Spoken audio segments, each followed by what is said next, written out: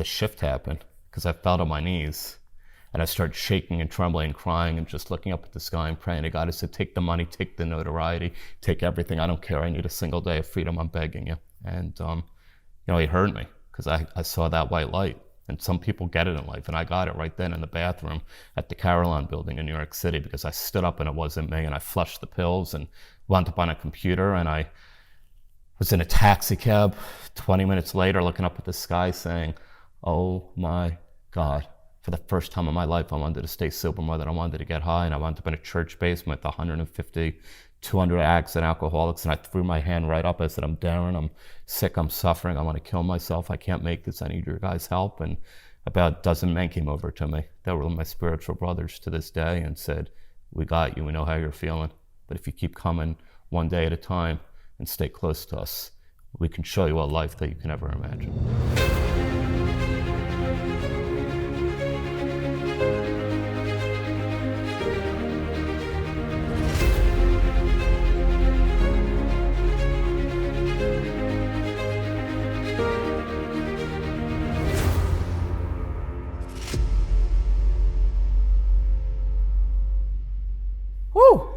Darren, what's up, man? What's up, man? Thanks for having me. Hey, thanks for being on the show. Real pleasure.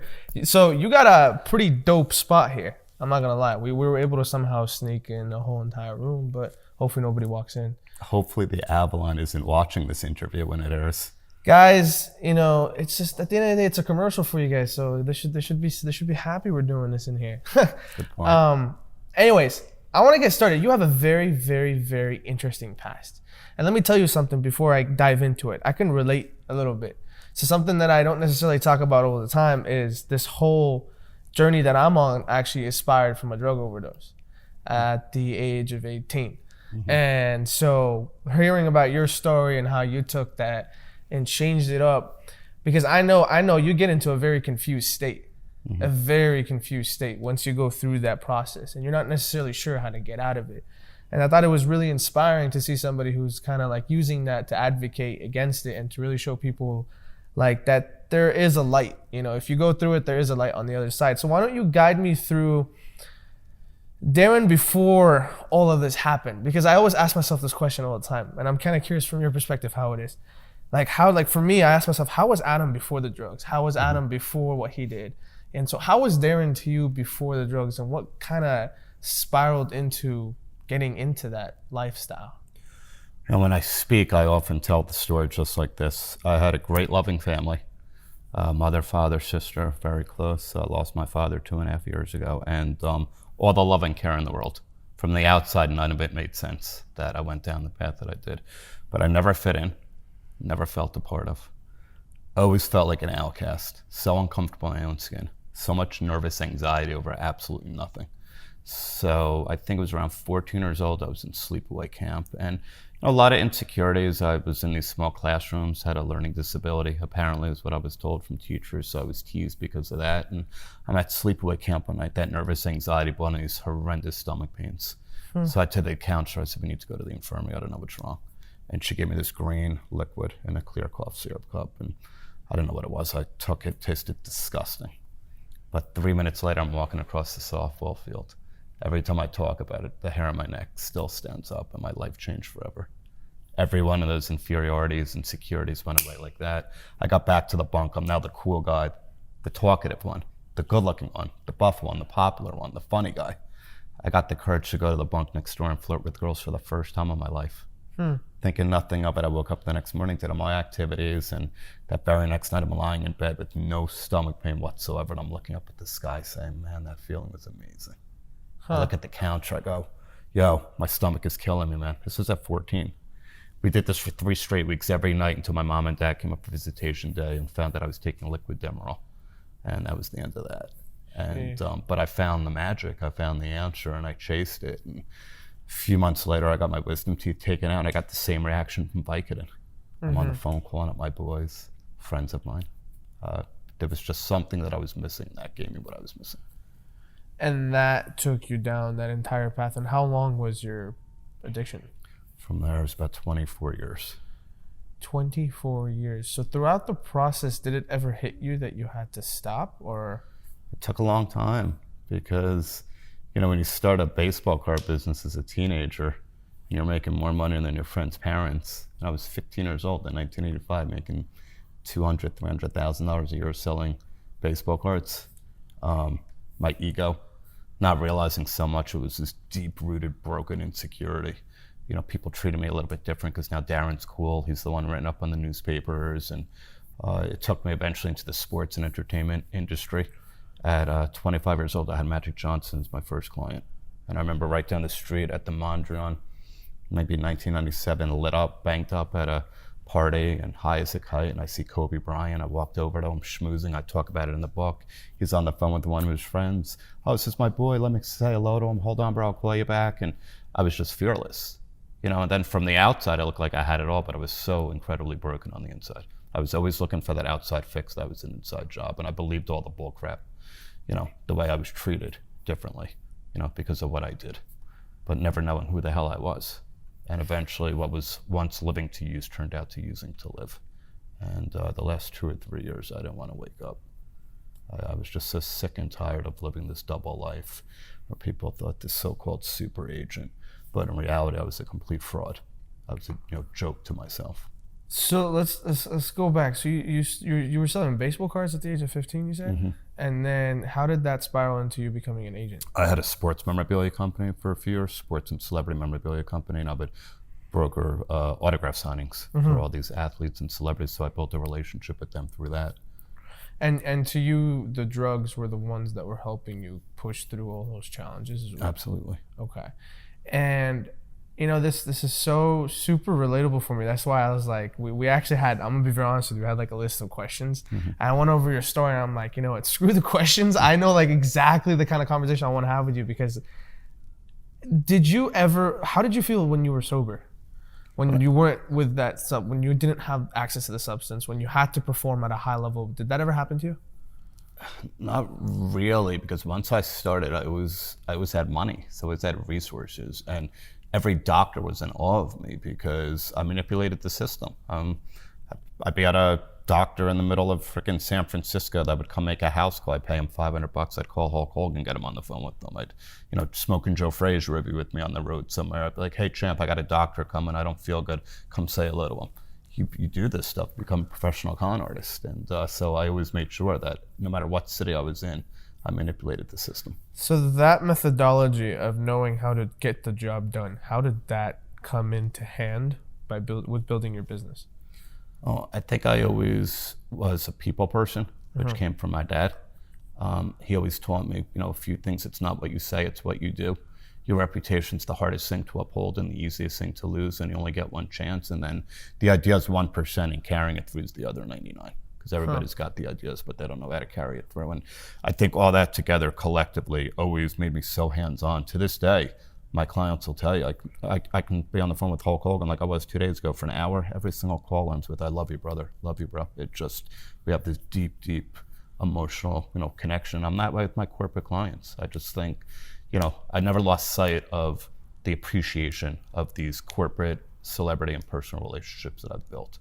And I'll deal with, it doesn't matter if it's a multi-million-dollar deal or making sure Magic Johnson's Cadillac Escalade is waiting for him on the tarp when his private jet lands. I don't care. I don't have an ego when it comes to that. This is my job, whether it's at the bottom or the top. And has that been rooting for you since you were a kid?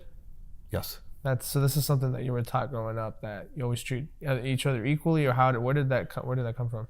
A lot of it was my dad. Okay. Like I said, he was a huge inspiration of my best friends, and I lost him 2.5 years ago. He's a big reason why I was inspired to write this book after he passed. But he taught me so much. And I remember, Muhammad Ali, Joe Frazier, any of my guys could have been in town. Dennis Rodman, it was always so big on him to take them to dinner. And I was like, Dad, it's annoying that then they get bothered. It doesn't become, enjoyable for them. And it's like, you don't understand. Nobody offers them this to get away from the business. It's super important. Even if they go once out of every 3 or 4 times, it's important to ask them. And once in a while, I think almost every one of them would always have a Prince dinner family or a lunch out somewhere, which was always great. And how when you first started, obviously getting in front of these big names, it's not something that's easy to accomplish. What'd you do? What was your first big break? Well, I think people have mentors in life, right? You need to surround yourself with people that are smarter, more successful. You know, at the end of the day, you learn from somebody that's got more success from you. If you're the smartest person in any room you walk into, you need to find another room. And I surrounded myself with people that had those gifts, those talents, because you save a fortune of money and years learning from their mistakes. You know, and I just think, you know, surrounding myself with that type of environment allowed me to excel that much quicker at such a young age. And people talk about mentorship a lot, and I feel like with everybody, they have their own certain definition of mentorship. What was mentorship to you? Did you actually have like physical meetings with people on like a weekly basis, or was it did you read books? Did you chase through audio? How did you learn from these individuals? I think there was different stages of my business career. There were different people. Early on, it was my dad and my uncle Joe, who passed away in my early 20s. And then once I got out of the memorabilia game, I needed people like Magic Johnson were like the first one that was right there to tell me how to do things and how not to do things. And even getting into the memorabilia business, I had a good friend, Jeff Hamilton, who's a very well-known leather jacket designer. He opened up the door with one of my closest friends now, Harlan Warner, who's Muhammad Ali's agent. So I always surrounded myself with, you know, super successful people, really taking advantage of whatever position I was in, and most importantly, keep my mouth shut and listen, because I knew I didn't know much. Okay, very interesting. And how did you leverage value from both ends? How did you give them value in return for their mentorship? How did that discussion? And the reason why I'm going into details is because I personally get a lot of these questions. Is how do you convince someone at such a high level to spend time with you when I'm pretty sure they have a bunch of other things on their plate? How did that look for you? You know, I think I was authentic. I was real. I was relentless too. I still am to this day. Okay. Doesn't matter how big of a deal is. We pulled off one of the most epic corporate events 2 months ago with Magic Johnson and Larry Bird. It's never been done before, to the Hard Rock Casino. And that next morning at 9 a.m., I'm on the phone with Magic, and we're laughing about it. And he goes, "All right, boy, what's the next one? What other casinos you calling?" You know, it's just always been in me. There's just the chase of it, the thrill. Always got to get better, always got to do more, always have to, you know, keep proving. My mindset now with every agent that works for me is we're only good as our last deal. I don't care if we got a 25-year relationship. Okay. You know, and you know, it works for me professionally. It might be a little bit difficult for people personally to understand that mindset, but that's just me. And when you say relentless, does that mean if you get a no, you continue going, or what does relentless mean to you? If you get a no, I'll try to find another way. Okay. Could you give us an example of a moment where you got rejected and you just kept going? I mean, I tried the opening of my book, the Ali Fraser, those two kings reuniting. That took 7 years of convincing Joe to finally, you know, put the hate aside, put the resentment aside, and the worlds collided in 2001. Muhammad Ali was on the front page of the New York Times saying, "I apologize to Joe Frazier. He was a good man, and if God, you know, called me into a holy war, I'd want Joe Frazier right beside me." And it still took me a year after that to convince Joe that it was time. Ooh, 7 years. And how? Okay. Necessarily, so it's very interesting. I'm getting into more technical details now. A lot of when you're dealing with the high level, do you notice any difference from high level people or just a normal person, or is this just the same interaction, same thing? There's no key differentiation, or do you have certain strategies that you have for more higher end clients than your typical? Or do you get what I'm saying? You might need to change gears a little bit when it comes to somebody that's more high end. That's obviously got the proven success. Yeah. Versus somebody that doesn't. But it's still the same, I mean, in a way, because if somebody doesn't have that success and they still need convincing or an education or why they should consider something, whether it's a bigger client or medium size, you still have to, you know, find a way to convince them and explain why this is a great opportunity or why it's something they should reconsider and why they're looking at it wrong and they should maybe change their perspective on the opportunity. So when you say changing gears, can you give me like an example of like top 3 things that come out of your mind that, you know, are different than the way you communicate with these people? You know, I just think, like I said, if it's a bigger name, I can identify with projects we've done or they've been associated with. If it's somebody that's not as experienced, I'll have to give identifications or exemplars of other situations of opportunities that they might know. And then I sometimes just use it from my own experience, you know, and I'll just say, "Hey, I had this opportunity or I had this situation a few years ago. Did I ever tell you about it?" So no, tell me about it. And then if I'm explaining to it where it's real and it's authentic. Sometimes it works. A lot more times than not, it works. Okay, I see. Authenticity. And you've been sober for quite a bit now. How has the world changed for you since? 11 and a half years. It's changed. Congratulations, completely. by the way. Yeah, Thank that's you. beautiful. The greatest thing I've done in my whole life. And how was that first? Can you guide me through that last day? When you made that intention to like. I still get emotional talking about it, which is good because I never want to forget. But it was July 2nd, and on a Sunday evening, I was married at the time, and I came back from the gym in New York City at my apartment, and I was detoxing for 2 days, and I said, I can't do this. I called my uncle and his then girlfriend who were in the 12-step fellowship who were trying to get me clean. And I said, I'm calling the damn doctors. I'm getting what I really need to get. My uncle picked up the phone and said, this is the damn disease talking, Darren. He goes, it's owned your ass for 20-something years. It's time you go to a 12-step meeting, put your hand up, put your damn ego aside and tell these people you're sick, you're suffering, you need help. I said, there's no freaking way. I hung up the phone. I went into the bathroom and opened up a medicine cabinet, and we were sure that me and my ex threw out all the opiates. And I went to take these 2 non-narcotic anxiety pills, and 2 Vicodins fell out. Vicodins were one of the 3 opiates I was addicted to. And for a split second, it seemed like a gift from God. I took that deep breath. I was like, oh, thank God. And then the shift happened because I fell to my knees.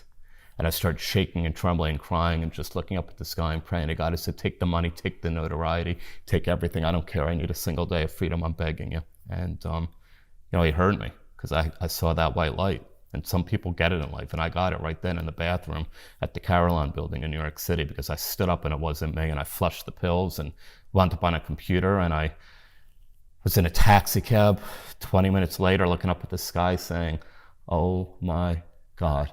For the first time in my life, I wanted to stay sober more than I wanted to get high. And I wound up in a church basement with 150, 200 addicts and alcoholics. And I threw my hand right up. I said, I'm Darren. I'm sick. I'm suffering. I want to kill myself. I can't make this. I need your guys' help. And about a dozen men came over to me. They were my spiritual brothers to this day and said, we got you. We know how you're feeling. But if you keep coming one day at a time and stay close to us, we can show you a life that you can never imagine. That is beautiful. And you say you got the light. Some people don't necessarily get that. And I've personally dealt with a lot of people who get down this path and don't ever come out of it.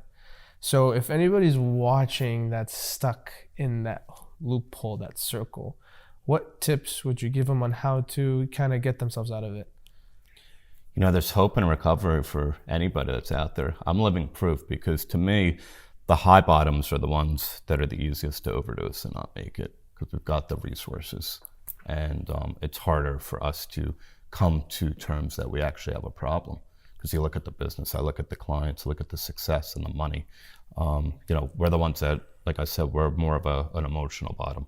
And if you want this more than anything, help is everywhere. There's not a city across America that doesn't have 12-step meetings, outpatient centers, have the courage to speak up. It takes strength to talk about the problem rather than keep it within yourself. And when that happens, and when you fully surrender to whatever disease of addiction, alcoholism, substance abuse, overeating, shopping, everybody's got something that makes them powerlessness where it's a real problem, where it becomes first and you cannot control it. When you've got the courage to speak up and you can break through to the other side, it's the greatest thing you could ever do for yourself. And when you feel under pressure now, obviously being such a high performer, you have a lot on your plate, I'm sure, on an everyday basis. So when you're under pressure, what kind of things do you do to kind of make sure you don't slip and fall? I go to 12-step meetings. I've got a sponsor back in New Jersey who's my dear friend. He's got 32 years. I've got sponsees that, through the gift my higher power gave me, I'm allowed to, pass it along to these, younger men that now have sobriety. We talk to each other, and my perspective and perception changes on everything now because I'm sober. So just how I look at my attitude, what I'm looking at on a given day, that's really a problem. Is it a problem? Because I think in reality, anybody living in this building, anybody in this room right now being interviewed, when we think something's a problem, if we're not dying, if there's no disease or sense of life-threatening emergency, we have luxury problems. 100%. Yeah. People don't look at it like that. You want to say, oh, this is the problem. My car got hit. Joel Osteen's a good friend. Okay, I know, I love what he says. At least you have a car. People don't realize that. You're driving on the freeway, you get a flat tire. What a disaster this is. Is it really? What about the people that have no home, no place to go, you know. But it's easy in society to think that way. And now that you've sobered up, what's your why behind everything you do? What's my why? Yeah. For me, it's just helping people. It's the greatest thing in the world. There's nothing like, just get in front of an audience. And my favorite is teenagers, but when I could do it with adults too, and I know somebody came that day having no clue what they were about to hear and having no belief that they could ever kick this dirty little sick secret that they've been living, how bad and how dark it got. But some God-given words that came out of Darren Prince's mouth touched them, where either during the Q&A or after during a book signing, they come over to me and said, hey, can I talk to you? I can't tell you the list of people that have recovered and have found sobriety. I've got a woman back home in Short Hills, New Jersey. She's writing blogs now, she's speaking, and she's like, I just can't even tell you every time. When my dad passed away, she came to his funeral and said, I can't even tell you that you gave me my kids back. And, she goes, they were taken away from me by my ex-husband. And, she goes, I just can't tell you how special you are. And I go, look, I'm not the one that's special. It's my God that's special, because I was given this gift by him. That is beautiful. And so you just continuously just share your story and help other people figure it out. So I want to shift gears into business now. So you have a lot of successful accolades behind you. You've done a lot of amazing things, worked with just amazing big names and players. When you first, and your first big deal was Magic Johnson, correct? Mm-hmm. So can you tell me a bit about that first, that I know we kind of talked about a little bit in the beginning of the podcast, but how did you obtain such a big name when you first started? What was your strategy behind it? So, life's about who you know, not what you know. Mm-hmm. And so through my friend Jeff Hamilton, I got introduced to Harlan Warner, who's Muhammad Ali's agent. And one day in 1994, I had an opportunity for Magic Johnson. I called up Harlan. He introduced me to Lon Rosen, who was Magic's longtime player agent. And it was like Fort Knox getting through to Magic Johnson at that point. Lon was very, very, very protective of who gets brought into that inner circle. But, I proved myself that they allowed me to book the first event for Magic. And I was so OCD about where I needed to be, where my staff needed to be. I flew extra people out. I wanted to make sure he felt like a king, didn't need to lift a finger, that all the I's were dotted, T's were crossed, and it was flawless, just a perfect experience. And I knew that he was going to call on and his team afterwards. And, just from that first one, then the second opportunity came, the third opportunity came.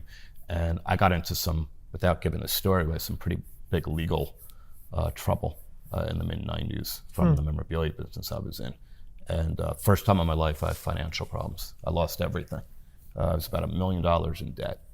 And I got off without, getting any jail time, because the judge realized that it was just a very stupid mistake that I made. And in a limousine in Atlantic City with Magic crying one night about what happened. And he's like, God tests great men and women, and he's testing you right now. And you're going to look back and you're going to make lemonade out of lemons.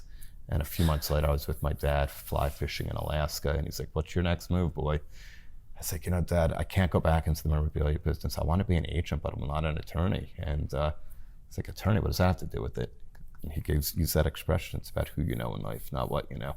Why don't you speak to Magic? You have a 3-year relationship with them. Tell him what you want to do. Maybe he'll give you a shot where you could be his agent. You just share it. That's how it happened. Yeah. It's so interesting how you just somebody's in here. It's interesting how you talk about just sharing your story, because I feel like a lot of people when they're in front of big names like that, they're kind of, I guess, antagonized by the whole ideology of, oh my God, he's a star. Where am I? Who am I to think? When people just don't understand that there's like a human connection that you have to implement. And I feel like you've done that so well with everybody you've leveraged, everything you've done, and everybody you've inspired. I'm pretty taken away. I'm not gonna lie. Like, there's not a lot of people that when I sit with them, I'm just like in a shock of how they've been able to turn their life around. So when it comes to leadership, though, let's talk a bit about that. I'm sure you manage a team and you have a lot of, as I said, different things under you. What are some key tips to being a great leader? I do have a great team around me. I've got 5 great agents. I've got Patrick and Nino, our head of social media, who's here. And, everybody knows their role. Mm-hmm. Nobody steps on each other's toes. And somebody else will pick up the slack if somebody else is unable to do it. that's as far as my agency, Prince Marketing Group side. When it comes to my celebrities, men, women, whoever they are, I know that I'm the man behind the man and the man behind the woman. And that's the key to me to becoming a successful agent. There's a lot of them out here in Hollywood and up in New York start to think they're bigger than the celebrity, they're bigger than the athlete. That's not the case. The player and the celebrity and the musician makes the agent, makes the manager. Yeah, a lot of us are a lot smarter, might have a lot more abilities to open up doors, but you first need that talent to give the agent and the manager that platform to open up those doors. You know, so if you were to pull out maybe like 2 or 3 different things that people need to focus on when it comes to leadership, what would they be? Surrounding yourself with a great team, Okay. Or some great people. If you can't afford to have a team, if you're in a startup mode, listen a lot more than you talk, so you can learn, and surround yourself with people that are also more successful than you within the industry that you're trying to achieve your ultimate success. You've branded yourself literally based off association, basically. Yes, that's amazing. It's so interesting. And leverage. It's like it's who you know. It's literally who you know. Connections are super key. I'm not tooting my own horn, but Patrick will tell you. I mean, I'm probably one of the best leveragers on the planet. It's just how I'm able to work, and something happens for somebody and then somebody else, and then boom, I put 2 more people with this one. It's like a game of chess, but I've been doing it for 26, 27 years. So and how do you stay in touch with everybody? Some of my team and my friends, they're blown away how like robotic and how I could just be so calm, cool, and collected no matter what's going on any given day. And Saturdays with Chevy Chase in Atlantic City for this big Q&A. Just made sure Dennis knocked out an interview today. We're being with Magic Johnson tomorrow, and Ric Flair and Hulk Hogan at the end of the week. They're here at the Staples Center with WWE, and it's easy, man. I've been doing it for so long. Are you one of those guys I think, like the writer of my book, Krista McGinnis, and Anna David, my publisher, I got to give her a shout out because they did a tremendous job. She's like, it sounds to me, and she wrote it in the book, that you realize at a certain point you have a special talent for managing special talent. That's a good way to put it. A leverager, a great leverager.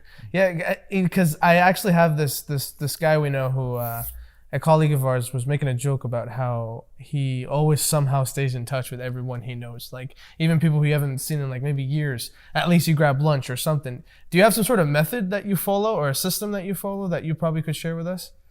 I sort of do the same thing. When it's their birthdays, I have calendar invites to give them a call, send something to the house.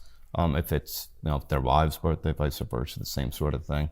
The holidays, New Year's, Thanksgiving. To this day, I think every Thanksgiving, the first 2 text messages I get are for Ric Flair and Hulk Hogan. It's nice. Unbelievable. Very nice. Unbelievable on Thanksgiving. That's very cool. You have close relationships with everyone around you. Yep.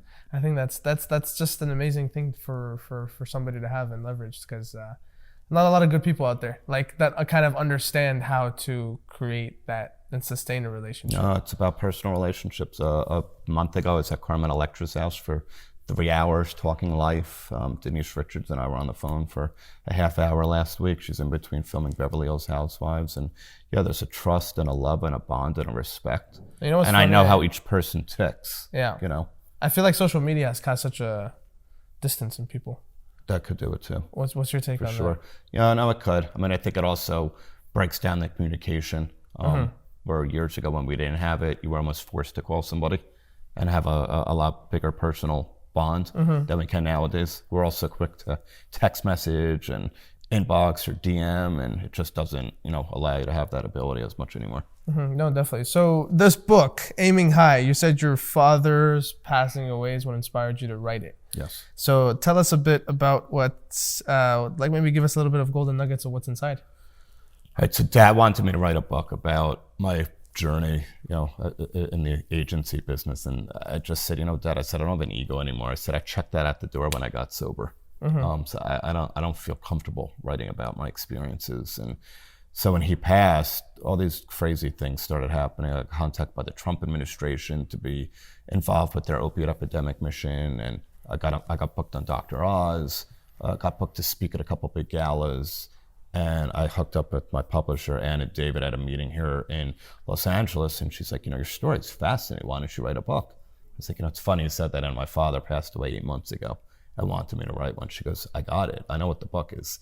She goes, most agents at your level can't write a book about it because they're with one of the big agencies. You own your own agency. This would be the first of its kind that a credited agent with your success can talk about the hell of addiction to the beauty of spiritual recovery, but also take the world with you on this journey of what it's like as a, agent performing at the highest level. It's like, that's it. It's like, that's it. I just knew it felt right. And 2 weeks later, I was in Miami. This one gets me a little emotional. And I was with Magic in his hotel suite. And I told him I signed a deal to publish my book. He was so excited and asked what it's about. And I told him. He's like, man, he goes, you're going to change lives. This is going to be your legacy. You're going to touch the world in ways you never have. And I was like, I got one more question for you. I said, could you write the forward? And I was so nervous. And he looked at me and goes, baby boy, he goes, I'd be so angry if you didn't ask me to write the forward. And that's why he's here. And he hasn't done a forward. I can't even tell you how many years. So it meant a lot to me. That's amazing. That's really cool. I was going through it, skimming through. There's a lot of photos of the different people you've met. Yeah. It's like a history. It takes you down like literally. It's a whole documentary of what you've been through and everything. So that's pretty cool. And people can find it on Amazon. Amazon or my website, officialdarrenprince.com. Okay. And where can people find you at their social Instagram medias? @agent_DP. And for anybody struggling that needs help, I'm a rep for Banyan Treatment Centers. They have 11 properties. I have my own personal call center at 8886-DARREN, is this which is DARREN. Yeah, this is another organization. Oh, okay. Yeah, and like I said, the agent life is amazing, but that's not what defines me. It's the recovery advocacy that means more to me than anything. It's like a completely different thing of what you're actually doing. It's completely different. Yeah. And that's kind of what keeps you alive, wouldn't you say? Absolutely. I found my self-worth. I found myself by doing esteemable acts and by giving it away the way that I'm able to. I finally realized who the real Darren Prince was. And to look in the mirror and know it's not about the jewelry anymore and the crazy expensive cars and all the beautiful women. That's bullcrap. It doesn't make anybody happy at the end of the day. This is what makes me happy. Well, Darren, I appreciate you so much for sharing your story. Thanks for having me, bro. Thank you so much. Yeah. Awesome.